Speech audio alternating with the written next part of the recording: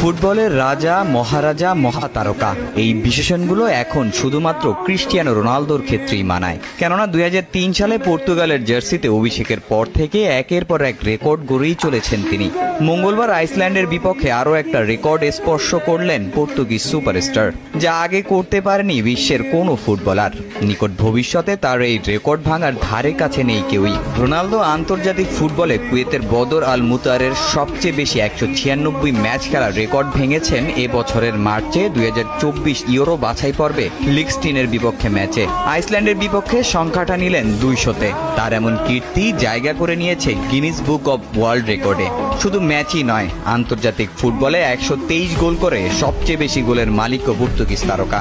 এমন কীর্তি স্মরণীয় করে রাখতে ম্যাচের আগে বিশ্ব রেকর্ড গড়ার সার্টিফিকেট ও ক্যারিয়ার শুরুর জার্সি ফ্রেম বন্দি করে তার হাতে তুলে দেন গিনিস বুক অব ওয়ার্ল্ডের কর্মকর্তা ও আইসল্যান্ড ফুটবল ফেডারেশনের সভাপতি। রোনালদোর এই কীর্তির পিছনে রয়েছে হাজারো গল্প। 20 বছরের ক্যারিয়ারে পর্তুগালকে দিয়েছেন অনেক সাফল্য।